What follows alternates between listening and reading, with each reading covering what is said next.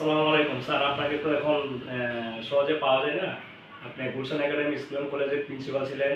English মিডিয়ামের বিভিন্ন প্রতিষ্ঠানে দীর্ঘদিন যাবৎ গুরুত্বপূর্ণ দায়িত্ব পালন করছেন। এখন আপনি বললেন যে আপনি একজন আধুনিক মানের একটা মাদ্রাসা খুলছেন। এটা হঠাৎ করে এই সিদ্ধান্ত নিলেন কেন? আচ্ছা, আচ্ছা। অত্যন্ত গুরুত্বপূর্ণ একটি প্রশ্ন স্যার। আসলে দীর্ঘদিন যাবত এই প্রতিষ্ঠানে আমি সময় দিয়েছি। আরও সময় দিতে পারলে ভালো হতো। তো আমার ভিতরে মাদ্রাসার এই কনসেপ্টটা তৈরি হলো এই কারণে, করোনার সময় আমরা দেখেছি স্কুল কলেজগুলো প্রায় বন্ধ হয়ে গেছিল। এরপর বেশিরভাগ ছেলেমেয়েরাই মাদ্রাসায়। এরপর ইতিপূর্বে দেখেন যে কিছুদিন আগে আমাদের যে সিলেবাসের যে পরিবর্তন আসছিল, এই সবগুলো মিলিয়ে একটা ভিন্ন পরিস্থিতি এবং পরিবেশ তৈরি হয়েছে। আরেকটা বিষয় হলো, দেখেন আমাদের দেশের মাদ্রাসা শিক্ষা ব্যবস্থার ভিতরে অনেক ধরনের সমস্যা। একটা হলো আমাদের দেশের প্রিয় হেফজখানা, কওমি মাদ্রাসা, আর একটা হলো আলিয়া মাদ্রাসা। এরপর আমাদের দেশের জেনারেল শিক্ষার ভিতরে দুইটা, একটা বাংলা মিডিয়াম আর একটা হলো ইংলিশ মিডিয়াম। এখন দেখেন কওমি মাদ্রাসায় বেশ ভালো কিতাব পড়ানো হয়, আলেম তৈরি হয়, কিন্তু সরকারি ভালো কোনো একটা সার্টিফিকেট না থাকার কারণে দেশের গুরুত্বপূর্ণ এবং বিভিন্ন মন্ত্রণালয়গুলোর গুরুত্বপূর্ণ পদে তারা কিন্তু যেতে পারে না। অপেক্ষাকৃত অত্যন্ত যারা ভালো এবং মেধাবী, তারা কিছু ভালো খতিব, ওয়াইজিন বা বিভিন্ন ব্যবসা বাণিজ্য করে আগে আছে। ম্যাক্সিমাম লোকেই মসজিদের মুয়াজ্জিন, খাদেম, তারপর ইমাম, এইভাবে আবার মক্তব, ছোট ছোট পাড়ায় পাড়ায় মাদ্রাসা করে তারা জীবন নির্বাহ করে। এরপর দ্বিতীয়ত আলিয়া মাদ্রাসাগুলো এক সময় বেশ ভালো আলেম তৈরি করত। বর্তমানে কলেজ ইউনিভার্সিটিতে চলে যাওয়ার সুযোগ থাকার কারণে আলিম পাস করার পরে বা অথবা দাখিল পাস করার কারণে করার পরে ম্যাক্সিমাম স্টুডেন্টরাই কিন্তু কলেজমুখী বা ইউনিভার্সিটিমুখী হয়ে যায়। ফলে এখান থেকে আলেম তৈরির সিস্টেমটা একটু কম হয়।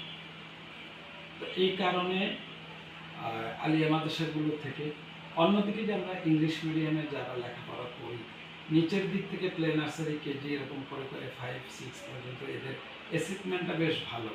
কিন্তু পরবর্তীতে যখন 8-এর পরে অনেক ছাত্রছাত্রীদেরকেই ধরে রাখা যায় না, তারা প্রাইভেটলি এডেক্সেল থেকে তারা কি করে, ওই প্রাইভেট পড়ে তারা পরীক্ষা দেয় ব্রিটিশ কাউন্সিলের আন্ডারে। আর তাও ইংলিশ মিডিয়াম স্কুলগুলোতে তারা ক্লাস করে খুবই কম। এই বিভিন্ন ধরনের সমস্যার কারণে যেটা তৈরি হয়েছে মাদ্রাসার ছাত্রদের মধ্যে, আমি চিন্তা করলাম যে আধুনিক শিক্ষার সমন্বয় সহ কিভাবে একটি আরবি সহ কোরআন হাদিস সহ কীভাবে একটা প্রতিষ্ঠান করা যায়। এই চিন্তা থেকেই মূলত আমার আধুনিক এই মাদ্রাসার চিন্তাটা। আমি নাজরাতুন নাঈম ইন্টারন্যাশনাল মাদ্রাসা নামে একটি প্রতিষ্ঠান স্টার্ট করেছি। প্রথম বছর আমি মাত্র পরীক্ষামূলক 10 জন স্টুডেন্ট নিয়েছিলাম। গত বছর 2024-এ আমি নিয়েছিলাম 20 জন স্টুডেন্ট। এবছর আর 10 জন বাড়াইছি। এখন এই যে 2026-এ আমি আর 20 জন ছাত্র নিয়ে 50 জন করব। এরপর এটাকে একটা পূর্ণাঙ্গ প্রতিষ্ঠানে রূপ দেওয়ার চেষ্টা করব। এই হলো এখানকার এই ব্যাকগ্রাউন্ড। তো এই মাদ্রাসার ছাত্ররা, তারা they can speak in English and Arabic also. তারা আরবি এবং ইংলিশ উভয় ভাষায় তারা কথা বলতে পারবে। তারা যখন সকালে আসে, যে এসে বলে যে সাবাহুল খয়ের, সাবাহুল নূর, দুপুরে বলে যখন আসে মাসা আল খয়ের, মাসা আল নূর, রাত্রে তাসাব্বুহ আল খয়ের, তাসাব্বুহ আল নূর, good morning, good noon, good afternoon, এভাবে ইংলিশ বাংলা।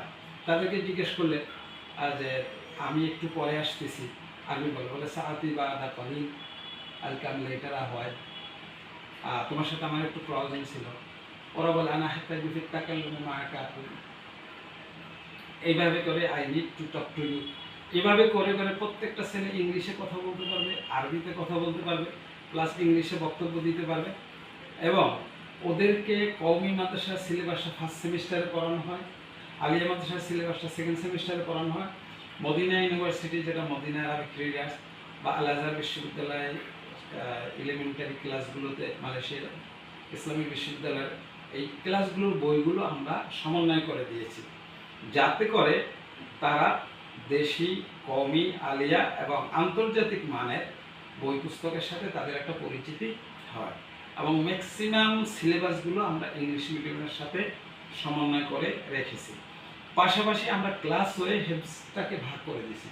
প্লেতে তারা কায়দাটা পড়বে, নার্সারিতে গিয়ে আমপারাটা পড়বে, কেজিতে গিয়ে নাজারা পড়বে, স্ট্যান্ডার্ড 1-এ গিয়ে 30 নম্বর পারা মুখস্থ করবে, স্ট্যান্ডার্ড 2-তে 1 থেকে 8 পারা, স্ট্যান্ডার্ড 3-তে 8 থেকে 19 পারা, স্ট্যান্ডার্ড 4-এ 19 থেকে 30 পারা, স্ট্যান্ডার্ড 5-এ গিয়ে এটাকে রিভাইজ দিবে, যাতে করে তারা 5-এর মধ্যে হাফেজও হয়ে যাবে এবং তারা চাইলে ইংলিশ মিডিয়াম স্কুলেও করতে পারবে, বাংলা মিডিয়ামেও যেতে পারবে এবং কওমি মাদ্রাসায় মাদানী নিসাব অথবা 14 বছরের যে তাইসির থেকে শুরু করে দাওরা হাদিস পর্যন্ত ইফতা সব কিছু তারা করতে পারবে।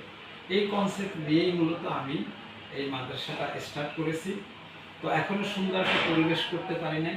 আপনারা সবাই যদি সহযোগিতা করেন এবং সবাই যদি আমার পাশে থাকেন, আমি যেমন আপনাদের স্কুলে যখনই আমাকে ডাকেন আমি সবসময় চলে আসি, যেহেতু এটা আমার প্রাণের স্কুল, গুলশান একাডেমি স্কুল, এটা হলো আমার ভালোবাসার একটা স্থান। সবসময় চেয়ারম্যান স্যার যখনই ডাকেন আমি চলে আসি। আর এই স্কুলের সকল টিচার, শিক্ষক, অভিভাবক সবাই আমার নাদরাতুল নাইমের হলো একজন ওয়েল উইশার। আপনারা সবসময় আমাদেরকে সহযোগিতা করবেন। আর আমার পর থেকে যে প্রিন্সিপাল স্যার আছেন উনি আমাকে অসম্ভব ভালোবাসেন, মহব্বত করেন।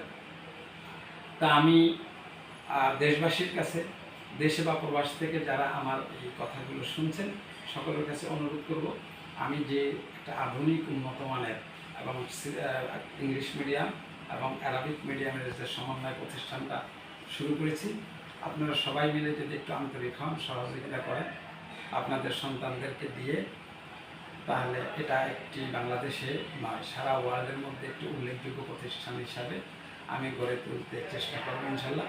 আমার শেষ জীবনটা আমি এই শিক্ষার জন্যই ব্যয় করব, যাতে অনেকে ছেলে মেয়ে, বাড়ি গাড়ি, টাকা পয়সা অনেক কিছু রেখে যায়।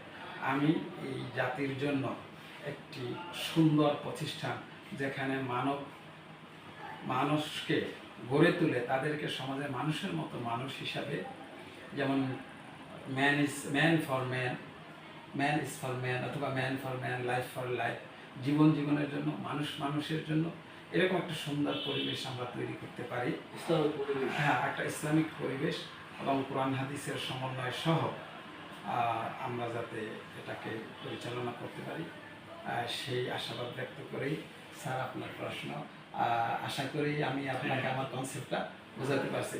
স্যার দোয়া করবেন আলহামদুলিল্লাহ স্যার, যাতে আমরা এই প্রতিষ্ঠানটাকে আমি ভালোভাবে দাঁড় করাতে পারি। ধন্যবাদ স্যার।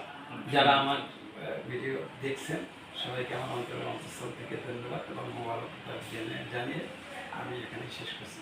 আমার সুবহানাকাল্লাহুম্মা ওয়া বিহামদিকা।